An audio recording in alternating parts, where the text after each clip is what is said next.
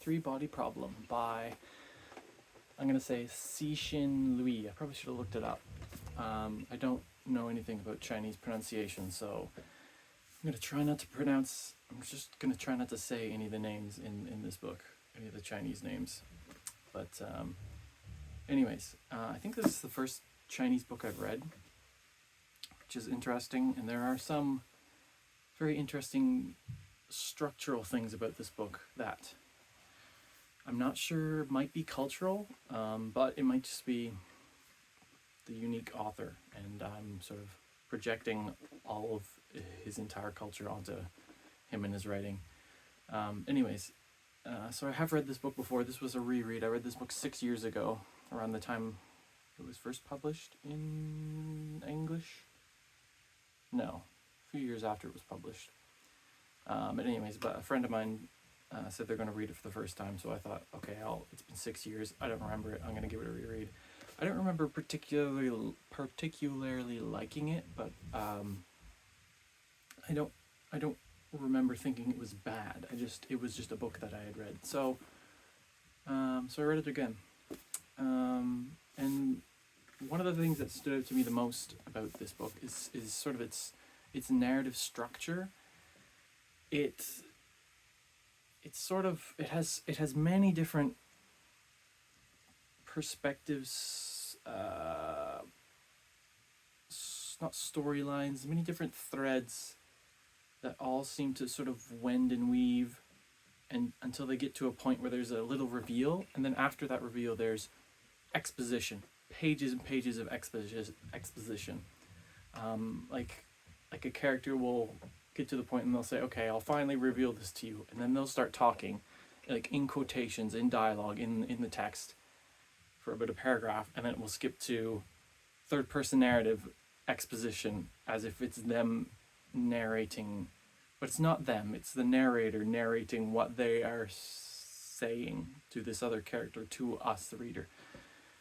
It's very strange, but anyways, yes, there are not three, let's see how many there are. There's the story starts out in the Cultural Revolution in the 1960s, so we have that perspective, which leads into the perspective of the aliens around the same time, which we don't get till the very end of the book. But the start of the book is this Cultural Revolution perspective, which starts out as just a normal third-person narrative, but then midway through the book becomes a flashback of another character in sort of the present time, explaining to this other character what happened back in the 60s. So then we go back to that original perspective, but it's in a flashback, but it's narratively, or it's structurally the same as the way the book started. So there's that, and then there's the aliens perspective that we don't get till the very end. I'm trying to go chronologically. And we also have sort of the modern day, this professor who's sort of caught up in this whole thing. So we get his sort of perspective in the mystery, following him around, and his sort of connection to these other events. Then we have the video game, the Three-Body video game that sort of has its own narrative.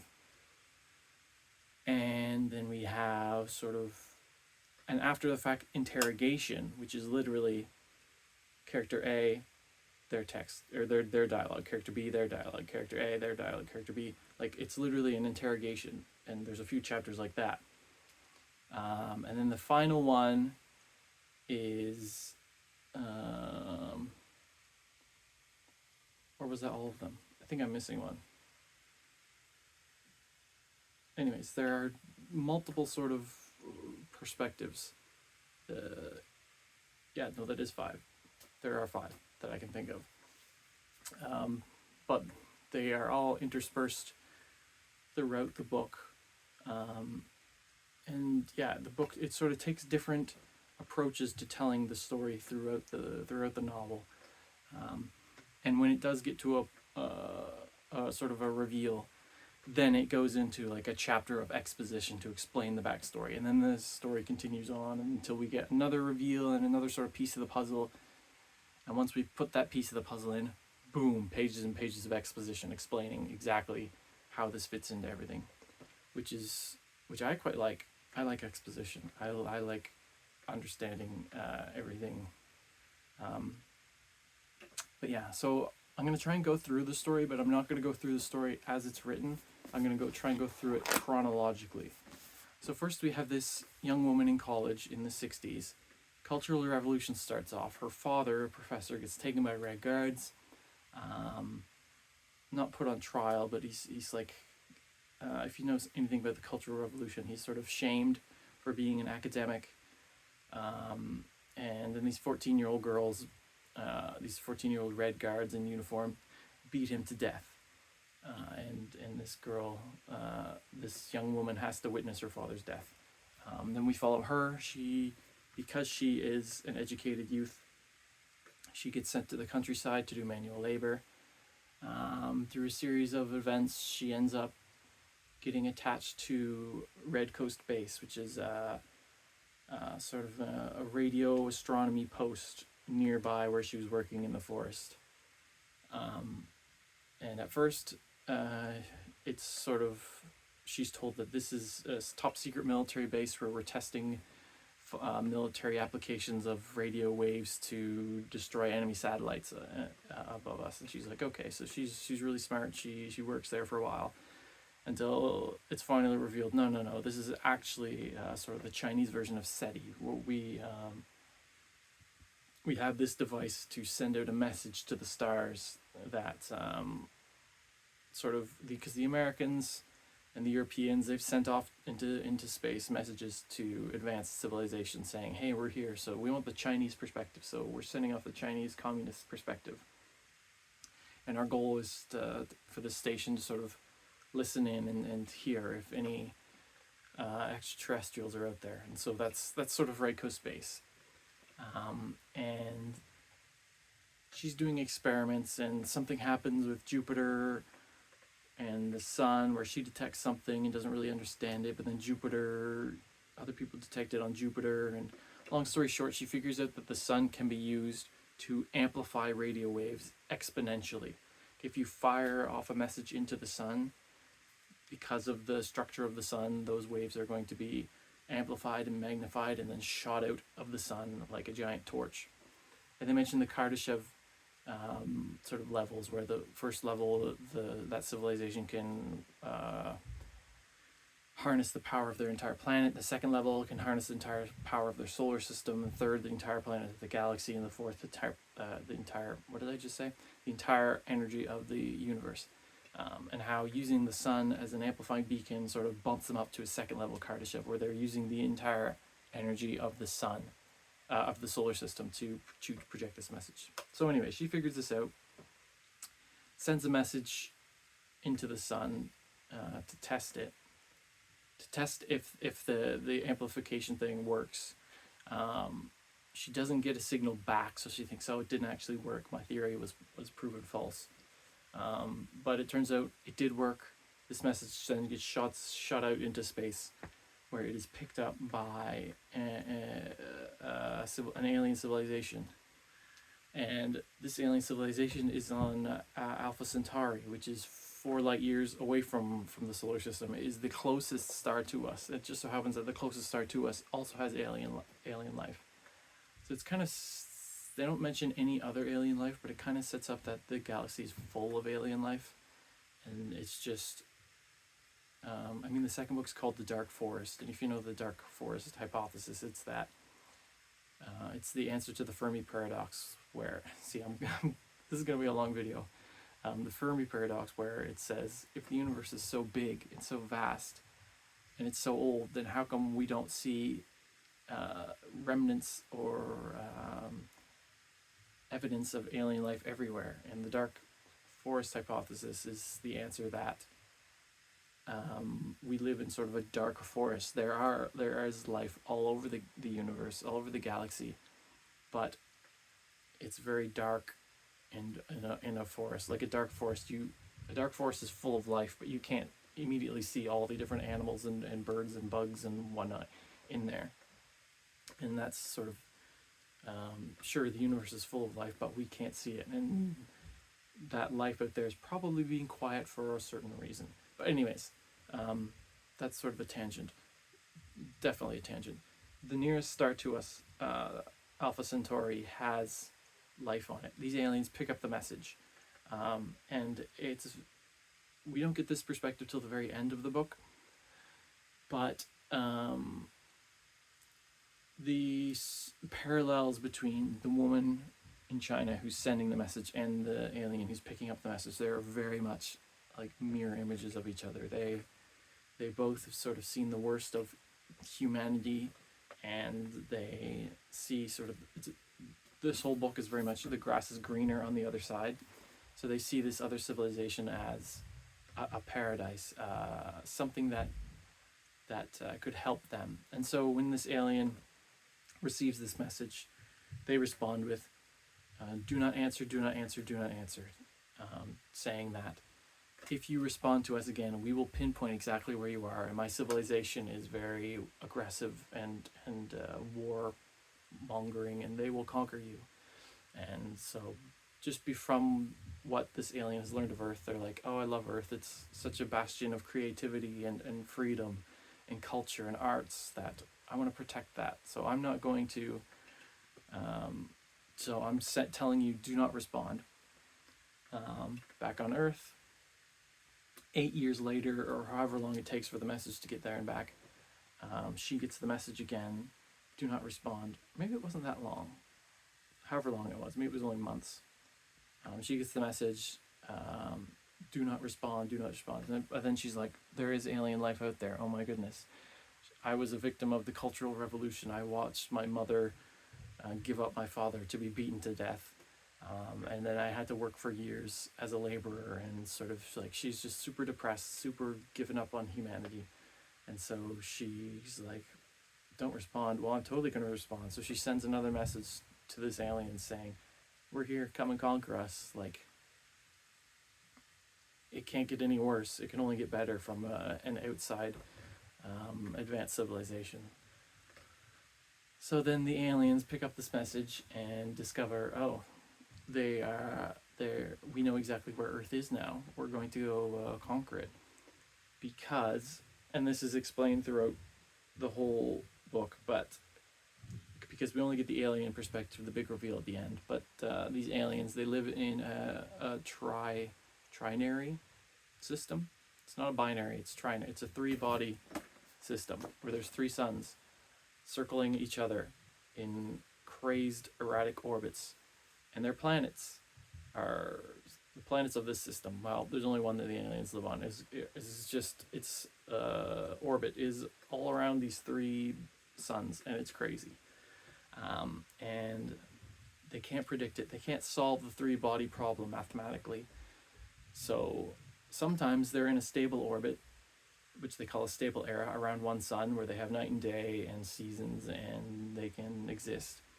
And then they have chaotic eras where either they get too far away from one of the suns or too close to multiple suns, and it wipes out civilization on this planet. But then eventually civilization and life evolves again on the planet and grows back up, and then the cycle continues. And this is like the 200-something civilization that has arisen on this planet. So anyways, they find out, okay, we've never been able to solve our orbital mechanics problem. We know that there's a planet out there, Earth, that only has one sun, and they're permanently in a stable era. We're going to go conquer them and live there. It'll be great. So they create a whole fleet of ships, and they set off to Earth, thanks to this woman sending the message. Also, sort of this is like not a side note, but at the very end, because it's explaining what's happened in the meantime. But I'm going chronological, so I'm going to continue with the alien story because it happens before everything else in the novel. The aliens, it's going to take them 450 years to get to Earth to conquer it. And they're like, well, look, we know the history of Earth. We know the history of humanity. It took them like 100,000 years to get from hunter-gatherers to agriculture. And then it took them how long would it have been? It took them another 2,000 years to get from agriculture to the Industrial Revolution, and then 200 years to get from the Industrial Revolution to the nuclear age the atomic age and the information age. And so the aliens are like, these guys, their advancement is exponential. So in 450 years, they'll be more advanced than we are. So we need to find a way so that by the time we arrive there, they aren't more advanced than us and can destroy us, the aliens. So their plan is to stop scientific research and basically halt all science on Earth. And the way they do that is by the very fundamental research into science on Earth is done through particle accelerators, smashing subatomic particles together to sort of get a greater understanding of the fundamental structures of the universe. If they can somehow screw that up while they're traversing to Earth, then human science won't progress. Also, they want to foster some sort of religious feelings, sort of get rid of rational thought, and basically they want to halt scientific progress. So how they do this is they have their own particle accelerator circling their planet, very big one, which they use to unfold a proton.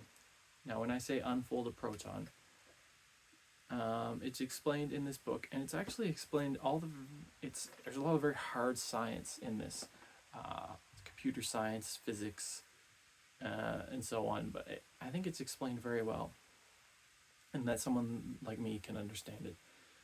But basically, our universe exists in at least 11 dimensions, or at most 11 dimensions. Like, we exist in 4 dimensions, the 3-dimensional and then the 4th dimension of time, but the universe has more dimensions beyond us. So a proton has 11 dimensions. So they sort of unfold it. They want to unfold it into 2 dimensions, so it's just a flat plane, and then inscribe on it circuits to create a computer, and then fold it back up to the size of a proton. So they'll have a super powerful computer the size of a proton that they then fire at the Earth, and this proton, which they call a sophon, or sophon, which I'm assuming comes from the Greek word for wisdom.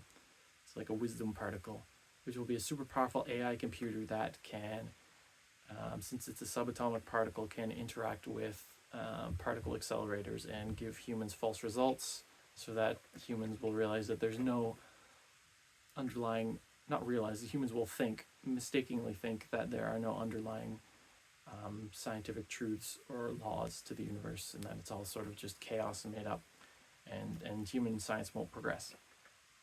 So anyways, so instead of just telling us that, oh yeah, they made these sophons, these protons that they unfolded and inscribed with circuits and then folded back up and shot to Earth, the author interestingly goes through the process of how the first time the aliens attempt this, they unfold the proton too far, and they unfold it into 1 dimension, which is just a line. And so there's just these lines of filaments that it's one line that sort of breaks apart, and these filaments are sort of falling into the atmosphere of the planet. The second time they try it, they don't unfold it enough, and they unfold it into 3 dimensions, which creates these large geometric shapes. Also because of the scale, like if you have, think of a cube like a dice. It's like this big, right? But if you unfold it into a 2-dimensional, like if it was a box that you unfolded, it would be much larger, right? So anytime you unfold something from a higher level dimension to a lower level dimension, it gets bigger. So when they unfold it to the one dimensional, it's like an infinitely long string, basically. Anyways, they try it again, and they unfold it into 3 dimensions, which creates all these large geometric shapes in the sky. And this is when it gets really weird, because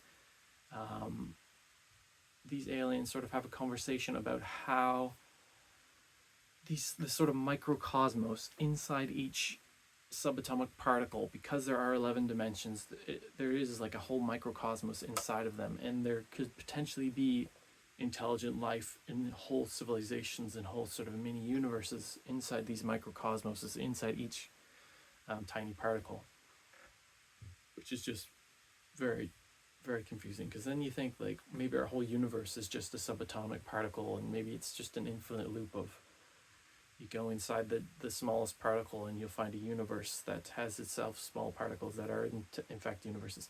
Anyways, so these giant three-dimensional shapes sort of appear in the sky, and then some of them transform into eyes that are sort of looking down on Trisolaris, which is what we call the planet because there's three suns. And that's when they're talking about these intelligences, because they think that this proton that they unfolded into three dimensions had intelligent life in it, and these intelligent life is now looking down at Trisolaris. So these eyes agglomerate into a giant eye, which is like absorbing the planet, and then it turns into a parabolic mirror and reflects the light of the sun onto the planet before they destroy it. And it was just like, all this is just a tangent at the very tail end of the book, where they're explaining, he's sort of wrapping everything up and explaining everything, but then he sort of goes off and is like, by the way, what if you unfolded a proton into one dimension? What if you did it in three dimensions? Anyway, so they finally unfold it into two dimensions, and they create these Sophons, these super powerful AI, which through quantum entanglement, they send two to Earth, and they keep two on by their with them on Trisolaris. And the quantum entanglement allows them to have real-time interactions with Earth and real-time observations. So that's sort of the second story. So then we jump to the present, where we have this professor who gets sort of dragged into this conspiracy, where he finds out that all these scientists are committing suicide because they've discovered that there is no sort of meaning to the universe and there is no underlying laws, which we find out later is the Sophons messing with everything. But he works in nanotech. He's more of an applied scientist, so he's like, why am I getting dragged into this? I'm not a theoretical. But it turns out the nanomaterials that he's working on have the potential to create a space elevator, which the Trisolarans do not want the humans to create, because that's like one step towards an advancement that could hinder their conquest of Earth. But anyways, and there's like a time when he's taking photographs, because he's a photographer, and all the pictures have the date, or have a countdown on them, like a time, and then he takes another picture and it has another time, but the time is counted down. Anyways, eventually it gets imprinted on his eyes, where he has this constantly, he's just seeing this countdown, and he's like, what is this leading to? And the countdown is the Sophon messing with his eyes. And eventually the whole universe, he looks at the cosmic background radiation, and that's supposed to be a constant, but that actually flickers, but that turns out that was just the Sophon enveloping the Earth in its two-dimensional form and transparent, and it's all just the Sophon. It's all just these aliens messing with humans, but this is early on in the book, so we don't know at the time what is happening. So there's this countdown, which it's never explained what the countdown is to. It's like a 50-day countdown, but we don't, like the countdown, as far as I know, unless, because this is the first book of a 3-book series, unless the countdown's carried on later on, we never hear about this countdown. So anyways, he sort of gets recruited first by the police and the military, who are like, look, we're at war, there's a war going on. And we're like, what war? What are you talking about? But they're telling him, like, try and get involved with these scientists and figure out what's going on. And it's around this time that he meets a scientist who's playing this game called the Three Body. He then plays this game, and it's sort of a full VR game, where it is the history of Trisolaris, this alien three-body system. And it's really neat because it sort of progresses through the history and of the various civilizations as they try to solve the three-body problem. But because it's a video game made for humans, it's the characters in it and the setting in it are human analogs. So like Egyptian pyramids and Renaissance and Far Eastern Chinese philosophers and whatnot. And so he constantly is logging in, and this is before we know about the three-body system. So he's in this world where sometimes there's multiple suns that burn the place up, sometimes there's not enough suns, and it's Trisolaris, but it's him figuring out that this planet is in a three-body system. So it's really neat, this sort of progress to determining that. And we sort of see how the various stage, the various civilizations, based on how far they advance, what they're sort of, how they plan to deal with this. Like the very first civilization thinks that the stable eras are when the god is asleep. There is some god, and this god, when he's awake, it's the chaotic eras that destroy civilization. So they build a big pendulum that swings and is supposed to sort of hypnotize the god into constantly being asleep. That was their first solution. The second one is sort of a Renaissance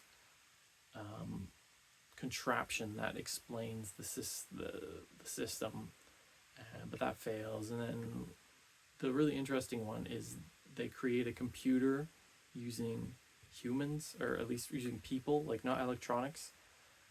So they have sort of all the various circuits, the AND circuits, the NOR circuits, the OR circuits, not circuits, whatever. I'm not going to get into computer science, but it's basically they've got two people raising different color flags.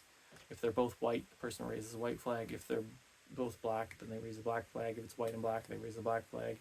And like, anyway, so they organize 30 million people in this 36 kilometer square area, and give them all orders, and they just raise flags based on what the two people in front of them are raising flags, and it's a computer system, which is a really neat idea, although it would be a super slow one. But this is just sort of explaining how the Trisolarans did it, and it turns out that the Trisolarans, their physiology is such that they're sort of a mirror.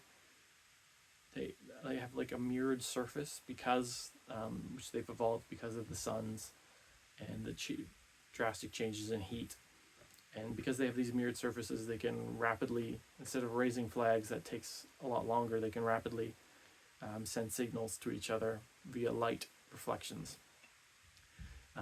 So anyways, so they actually created this biological, sociological computer. I don't know. Anyways, to try and solve the calculus of the three-body problem, and turns out they could not. And then the final one is sort of the atomic era, where they've got an Einstein-like character who special relativity and general relativity, and even with the most advanced science, they realize that they can't solve the three-body problem. It cannot be solved. There is no solution to it. And that's when they decide we're going to have to send a fleet out. So this professor witnesses all of this through the game. So that's sort of the fourth perspective. But then back in like the real world, he encounters the people who've created this game. They are called the Earth Trisolaris organization, and it's this organization that is sort of run by this woman who was the first to contact the aliens.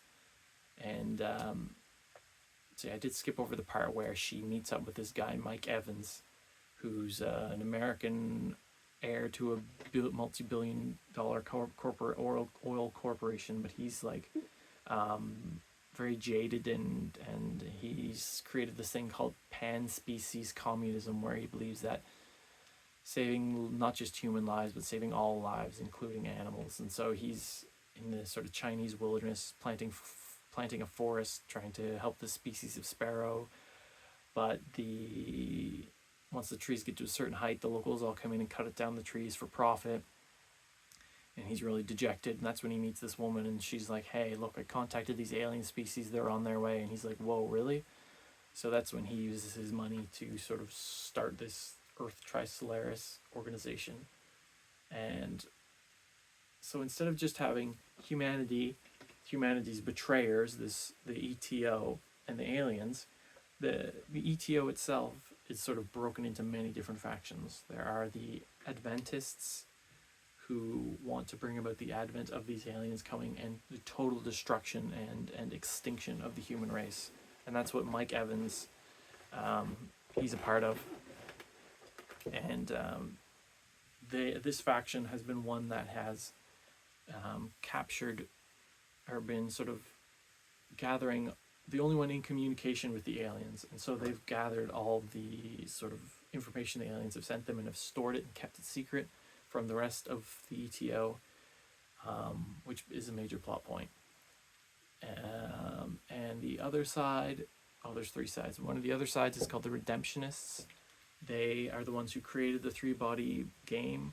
They want to solve the three body program problem, because if they can, then they can save the Trisolarans, and they sort of are a more religious movement where they worship the Trisolarans, and it's not that they don't want them to come, but they don't want human race to be annihilated. They want to sort of help, because they worship the Trisolarans. They want to help them, and they think if we can help them and solve their problem, then they'll help us and solve our problem. And then the third faction, which arises at the very end of the book, and it's just sort of mentioned in briefing, are called the Survivors, and they are sort of, look, they're more realists. They're like, these aliens are coming. We don't want them to cause the extinction of the human race. We want to survive. So we're going to sort of toady up to them, and like, we'll gladly become their slaves. And like, I, for one, look forward to our Trisolaran overlords. And they're sort of betraying humanity for their own survival. So there are these three factions within this one group of people who are betraying humanity to these aliens. And through the course of this professor's story, he sort of infiltrates them unwittingly, and then the cops come and arrest them all, and the whole conspiracy sort of blown wide open, and now the whole Earth knows that these aliens are coming. But sort of the very last part of the book, which talks about the alien perspective, that sort of narrative is constructed from the information that the aliens had sent to the Adventists, which they had sort of kept for themselves. And that's the sort of whole crux, the whole climax of this book, is how do they get this information, which is stored on an oil tanker that's been converted into sort of the ETO base by Mike Evans, not Chris Evans. And the solution is to use the nanofilament, this nanotechnology that the professor has come up with, to sort of string it across the Panama Canal, so that when the ship goes through the Panama Canal, it gets sliced into many pieces, kills everyone on board, and then the military can go in and extract the information, which is what they do. Ooh, so where are we at now? The final sort of part is an interview with this woman, the one who sent the initial message to the aliens and started the conversation, the leader of the ETO. And it's through this interrogation that we get more backstory on herself and how she murdered her husband and the commander of Red Coast Base because he found out about the alien message, and she wanted to keep that to herself. And like, it was around the time that she killed her husband that she found out she was pregnant, and like later on, her daughter's one of the first scientists, or not for the first, but she's one of the first scientists who commit suicide because the Sophons are messing with the particle accelerator results, and it's her story is so very convoluted. And at one point, she even gets those three of the surviving four girls who beat her father to death to sort of reconcile, and she wants them to sort of beg for forgiveness or whatever. But then they explain their side of the story and how they've had a horrible, miserable life because of the Cultural Revolution. And so basically, the story, all these people who are sort of the bad guys and who have made bad decisions, we get a perspective of each of them, and we see where they're coming from and why they chose to act the way they do. And I think that's very interesting. And we're not just having sort of a bad guys who are bad because they want to be bad. We see the reasons and a lot of the despair and the loneliness and the just the horrible things these people have suffered that have driven them to act the way they do. I think that's one of the book's strengths. So yeah, it's interviewing with this girl, which we get some more backstory from her, this woman. And it's also during this interview that the interviewer says, oh yeah, by the way, all those secret messages from the aliens that Mike Evans was holding back, yeah, we managed to get them. And that's when we get the final alien perspective, which is sort of compiled, I don't know who, but it's in like third person narrative structure, which mirrors greatly the very first part of the book with her at Red Coast Base. Anyway, so yeah, that's where we're at. I guess the final sort of, because it seems like it ends on a sort of Empire Strikes Back note where they have no hope. They can't advance science because of these sophons. And the analogy to the humans being bugs compared to these aliens comes up again and again.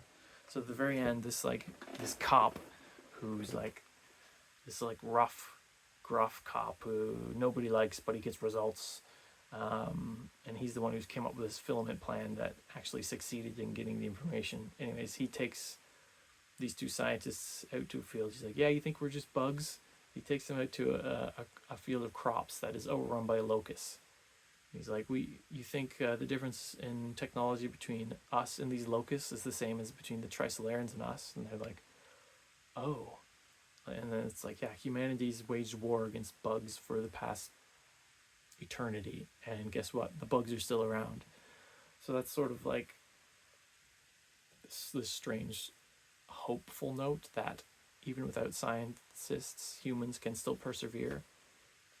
And I think the seeds have been laid that while there is this ETO, this Earth Trisolaris organization on Earth that is siding with the Trisolarans, there is a faction, there will be a faction of Trisolarans that will sympathize with Earth because the grass is always greener on the other side. And I think we will see in the next two books interactions between these two groups and probably some technology sharing back and forth. And yeah, I don't think it'll be a cut and dry humans win or aliens win. I think there's going to be a lot more nuance to it. But I guess that's sort of the gist of it. I knew it was going to be a very big book, a big bit long video. It's not a very big book, but there's just so much to it. And I think there's a television show coming out on it. So hopefully, I should have mentioned this before, but if you're planning on watching the television show, this video will spoil the entire thing, unless it's vastly different. But yeah, really, really interesting. My only critique, and this is just a weird nitpicky thing, it might even be a cultural thing, is that when, like this Professor Wang, that we have so much of his perspective, it turns out he's married and has a kid, but the only time that's ever mentioned is when he's taking photographs, he's at home, and he's like going crazy because he's seeing this countdown on all the photographs, and he's like getting his wife, he's like, take the photographs, and he's running around, and he's not explaining anything to her. And it feels very much like a 1950s nuclear family, what society would expect a woman to react like, because she just like sort of breaks down and starts crying and is like, oh no, I'm just a woman, I don't understand why you're so upset. And then he just like leaves, and like literally the remainder of the book, she's not part of the story. And I'm like, if she's your life partner and the mother of your son, and like he's just sort of abandoned them because he's a man and he's got to save the universe and do other stuff, but like it's just weird that his family's never mentioned again, and the only time they are mentioned is just, oh, it's just a hysterical woman and I'm not going to explain this to her, she doesn't know, she wouldn't understand this. Although there are lots of other very intelligent women in this book, so I don't know why that weird family scene really threw me off. Like honestly, he could have been a single man and not had a family, unless his family's going to play a role later on. But like literally, that scene would have played out the exact same if he hadn't have had a family, and if he would have just chose some random person off the street to take photos for him to see that. The countdown only appeared on the photos he was taking and not when someone else was taking them. But yeah, like literally one scene, one chapter with, oh, by the way, he's got a family, but apparently his family doesn't mean anything to him because they aren't a part of any of the rest of the book. Anyways, that's my only critique. But like I said, maybe it's a cultural thing, but even so, it was just it really, really struck me. So yeah, that is an excruciatingly long video on the three-body problem. I might have to read the next two now, even though it's been 6 years since I read this one, and I still haven't gotten around to them. Anyways, so I managed to squeeze out another book at the end of the year. So that's 22 books this year. Whew. But yeah, hard science fiction. Haven't read science fiction in a while. It was very, very fun to dip into this. I enjoyed it.